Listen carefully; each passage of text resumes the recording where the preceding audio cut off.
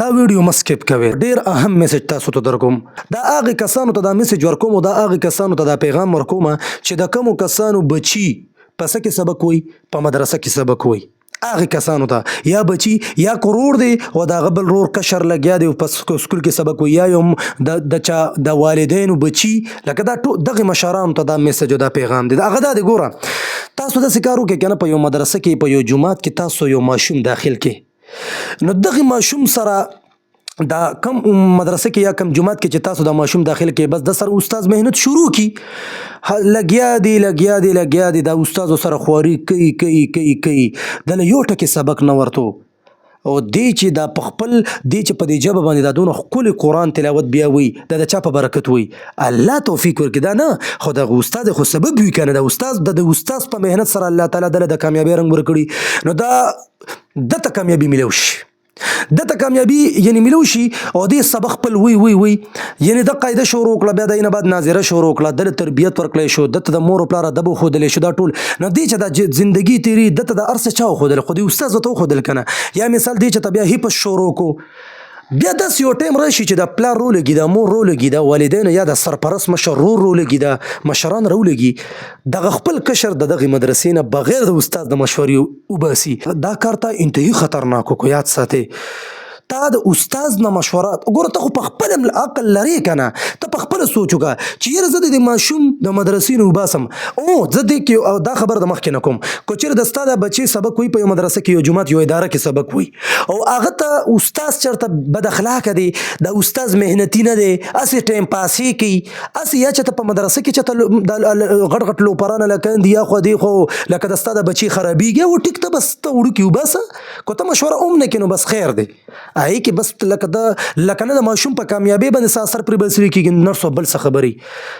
ځکه کو دغه ټایم کې استاد دغه هم شي که نه، زه وایم چې دې کې د استاد او خفګان ضرورت نشته، ځکه دې کې په خپله غلطۍ موجود دي که نه. ته سبق صحیح ولې نه ښې؟ تا چې د مدرسه کلاو کړې ده یا د اداره د کلاو کړې، نو صحیح سبق ښایې که نه، بس ټیک ته کو تاسو مشوره وام نه غته خیر دی. خو کو چېرې تا ته دا پته ده چې په دې پلانکي مدرسه، په دې پلانکي جومات، په دې پلانکي اداره کې زما د بچي سره استاد ډېره خواري کړې ده او ډېر لکه داسې تربیت یې وله ورکړی دی، ټیټ سبق ورته ښودلي کېږي او ته بیا هم رالیږې دغه ماشوم وباسې، نو دا ته ډېر غلط کار کې د ماشوم مستقبل تا خراب کو. یا خو دغه نه استاد خفه ده، کو چېرې دا استاد ډېر غټه سینه لري که نه، زه خو دې ضمن کې د استادانو ته هم دا یو خبره کوم، سره زما مونږ ټولو له پکار دی کو چېرې یو ماشوم زموږ نه لاړو، خیرې ورته مه کوه، خیرې ورته مه کوه، دعا ورته بس وکړه، بس لاړو خو بس هسې هم لاړو، نه پلار خبره مني، نه مشران سرپرستان خبره لکه نه مني، ته ورته ډېر نصیحت وکړې، خو کو ته ورته ډېر وایې چې مستقبل هغه دغه،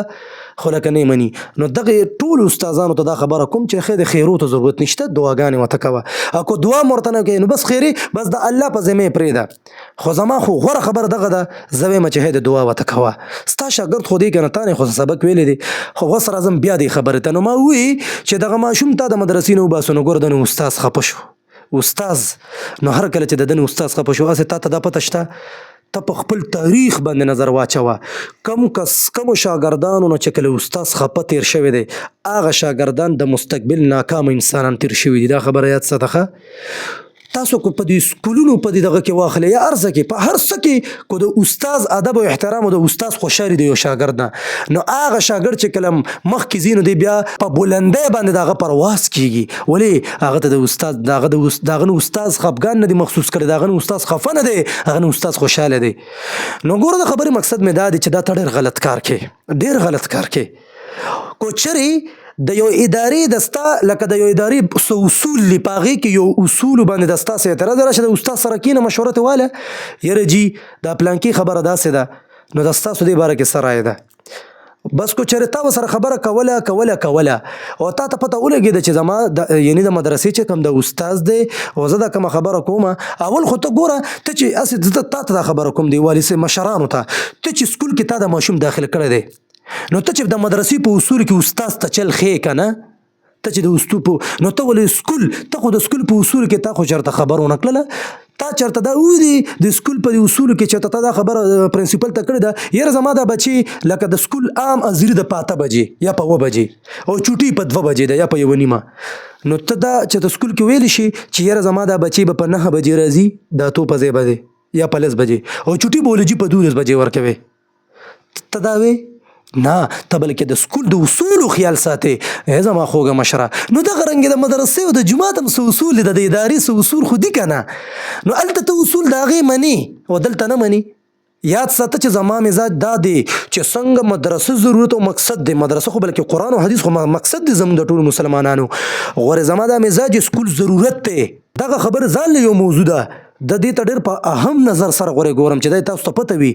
زه تاسو دا پوهول غواړم چې کله د ستا یو ماشوم په اداره کې سبق کوي، په مدرسه کې جومات کې، نو ته هلته کې داسې کار ولې کې چې هغه د ګوره یو خو چې مدرسې بدلول دا کم سرپرستان نه دي چې یو مدرسې کې ماشوم دایل کی بیا بل کې دایل کی بیا بل، بس دغه ماشوم لاړو تباه شو، بس دا بیا نه کامیابیږي، بس دا تا غورځو، دا تا د تباهۍ سمندر ته تا د مخکې نه ارتاو کو دی چې بیا ورو نو بس بیا څه کوي، نه بیا د سکول سره ډلې لګي، نه د مدرسې سره ډلې لګي، بس اخره کې بیا ته میسي سره کینې. نو هر یو کار زم د پاره دغه دی عزتدار دی، زه دا نه وایم، خو هسې یو خبر ته کوم بیا ته څه کوې، یا درنه لوپر شي یا بل څه،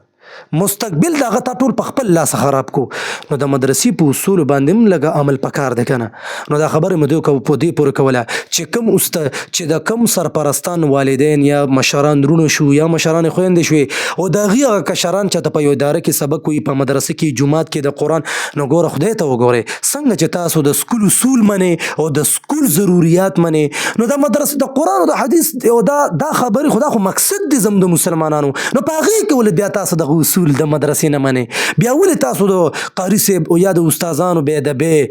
او دغه رنګې د هغې هغه دغه کوې خبرې ورپسې بیا کوې، داسې مه کوې.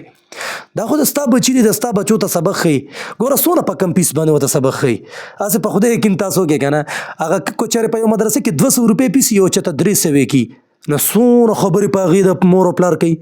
او د سکول پیس ته څونه ورکوي، د سکول پیس ته په خدای یقین وکړه، دا ویډیو چې څوک ګوري د ستا بچي به اوس هم د ستا کیدای شي د ډېرو به داسې چې په پرایویټ کې داخل کړي دي